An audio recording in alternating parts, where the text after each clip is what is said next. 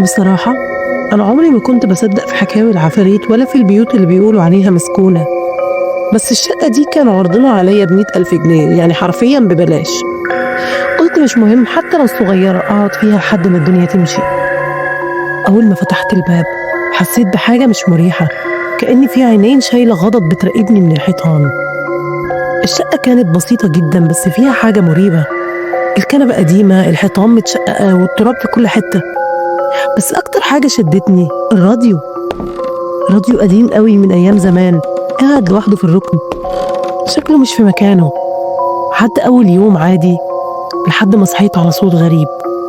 ببص على الساعة 3:07 بالظبط. الدنيا ضلمة والراديو منور لوحده. الراديو اشتغل بس مفيش لا أغاني ولا قرآن ولا حتى نشرة، مجرد صوت تشويش. وفجأة سمعت جملة بصوت مش واضح: الولد اللي في الشقة التانية مش لوحده. اتجمدت مكاني، يعني ايه مش لوحده؟ مين بيتكلم ومين الولد أصلا؟ تاني يوم الصبح لقيت ناس ملمومة وعربية إسعاف واقفة تحت البيت وستريتشر طالع وعليه جثة طفل صغير، كانت للشقة اللي تحتي. رجعت بيتي وقلبي تقيل. قلت لنفسي مجرد صدفة بس كده. بس الليلة اللي بعدها الساعة 3:07 تاني، نفس النور، نفس التشويش، بس المرة دي الصوت قال: الدور اللي فوقك مش فاضي. ساعتها قلبي وقع حرفيا، وفي نفس اللحظة سمعت صوت خطوات فوق دماغي، كراسي بتتجر كأن في حد ماشي. الدور اللي فوقي مقفول من زمان. طلعت ولقيت الباب مفتوح. الشقة ضلمة ومكركبة وكل حاجة فيها مكسرة، بس في الركن هناك في نفس الراديو منور وبيطلع منه صوت، بس المرة دي كان صوتي أنا، نور، مش مجرد اسم. الصوت كان بيناديني كأنه بيقول لي انتي اللي المفروض تكملي. أكمل ايه؟ معرفش. بس من ساعتها كل يوم الساعة 3:07 الراديو بيشتغل وأنا بطلت أنام. المهم، حد عنده مشتري يشتري مني شقة ومعاها راديو هدية. كنت خلاص قررت الراديو ده لازم يخرج من حياتي. مسكته بكل غضبي وفتحت البلكونة ورميته. وقع واتكسر، سمعت صوته وهو بيتكسر تحت. نمت لأول مرة من أيام نمت، بس لما صحيت الصبح لقيته في نفس مكانه زي ما كان، نضيف سليم كأنه عمره ما وقع ولا اتكسر. قربت منه، جسمي بيتشنج وغرقانة في خوفي. اشتغل لوحده بدون صوت، بس النور طلع منه وظهر اسم على الشاشة: ليلى. قعدت قدام الراديو، الاسم بيرن في وداني كأنه بيتقال ببطء: ليلى. جريت على الدولاب القديم وطلعت كرتونة فيها صور وورق قديم، وانا بقلب لقيت صورة ليا وانا طفلة وبنت تانية، ومكتوب وراها: نور وليلى، حضانة الزهور، 1997. لكن الجملة اللي كانت مكتوبة تحت بخط مختلف خلتني ارتعش. لازم الحقيقة تبان علشان روحي ترتاح. الساعة 3:07 والراديو اشتغل. طلع صوت هادي قال: يطلعي السطح. طلعت السطح، كان ضلمة بس في الركن كان في نور ضعيف. قربت ولقيت على الحيطة محفور: أخيرا رجعت يا نور. جريت على باب الشقة فتحته، لقيت نفسي واقفة تاني جوه. جريت على باب العمارة، لقيت نفس السلالم، نفس التراب، وكأن في حاجة مش عايزاني أطلع. الراديو قال: الخروج مش ليكي إلا لما تعرفي جيتي ليه.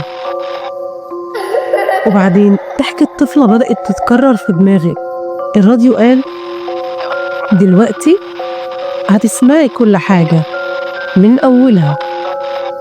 الراديو اشتغل، لكن المرة دي صوت بنت صغيرة: نور، أنا اتقتلت هنا، قالوا إنها حادثة بس الحقيقة حد رماني.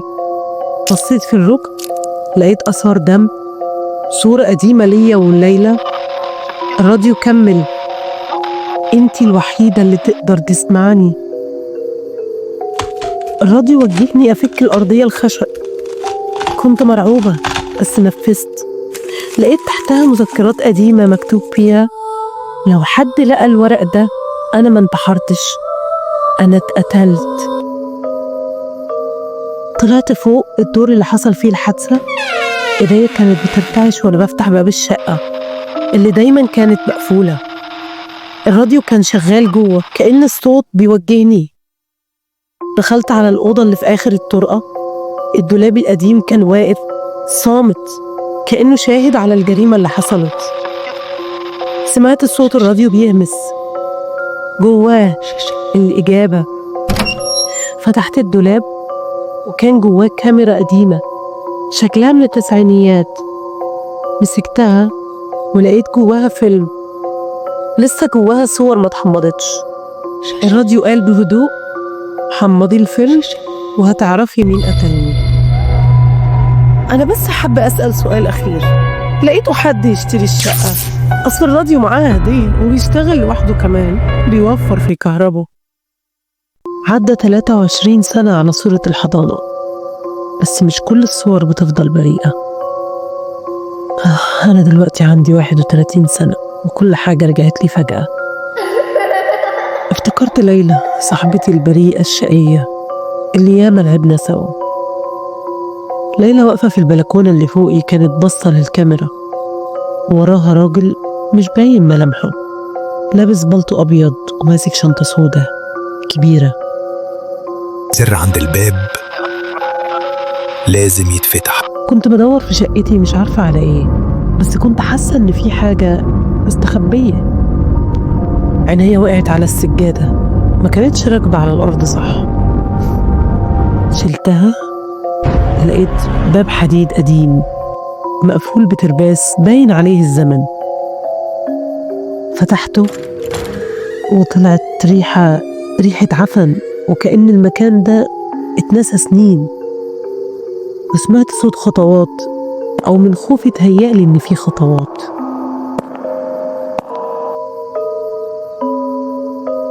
انزلي يا نور، هتشوفي الحقيقة كاملة.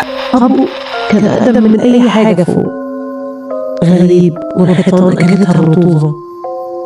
في الركن شنطة طبية قديمة. فتحتها لقيت دفتر جلدي عليه اسم: ملاحظات دكتور ميم سين.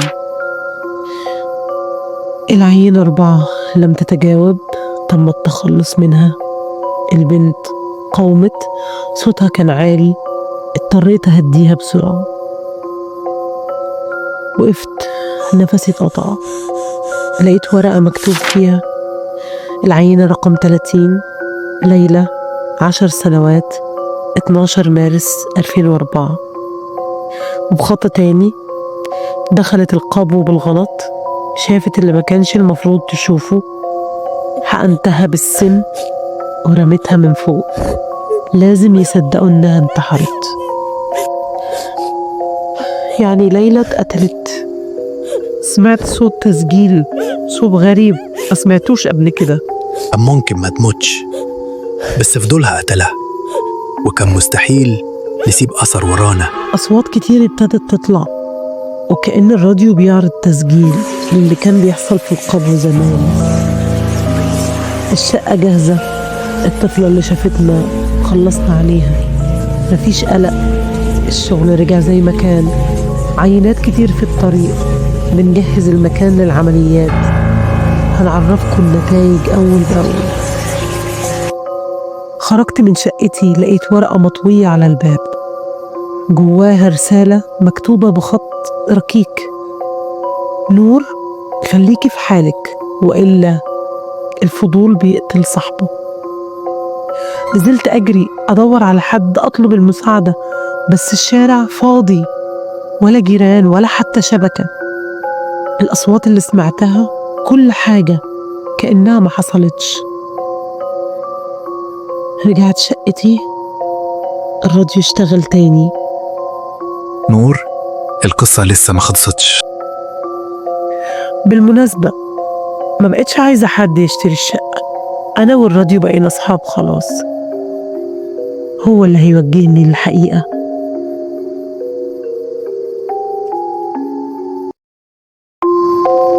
افتكرت إن بعد كل اللي فات الرسائل هتسكت، بس العكس هو اللي حصل. التهديدات بقت أوضح وأقرب المرة دي. جاتلي رسالة على الموبايل من رقم مش متسجل: ابعدي قبل ما تنتهي القصة بيكي. قلبي وقتها كان بيدق بعنف، بس الغريب إني ما وقفتش. نزلت الشارع، ما كنتش أعرف إن الموت كان بيعدي قدامي بسرعة 80 كيلو في الساعة. عربية وقفت قدامي بلحظة، بس أنا ما وقعتش، كأن في إيد خفية شدتني لورا. أول مرة أحس إني مت فعلا. رجعت للقبر، للمكان اللي بدأت فيه كل حاجة، بس المرة دي مش لوحدي، كان معايا فريق من الشرطة والطب الشرعي، ناس بتفهم في اللي أنا مش عايزة أفهمه. لقينا بقايا شعر، أنسجة، برطمانات زجاج فيها أعضاء بشرية محفوظة في فورمالين.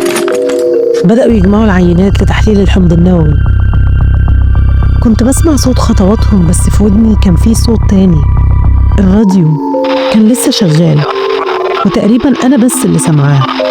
قال لي: برافو يا نور، كملي، لازم تكشفيهم. التحقيقات بدأت، والحقائق اللي انكشفت كانت صادمة. تاني يوم الجرايد، السوشيال ميديا والقنوات كلها بتتكلم عن القبر اللي كشف جرائم على مدار 20 سنة. حالات اختطاف أطفال اتأيدت ضد مجهول، وعائلات كاملة عاشوا سنين في وجع على أمل إن أطفالهم يرجعوا. الموضوع موجع، بس على الأقل أرواحهم ارتاحت.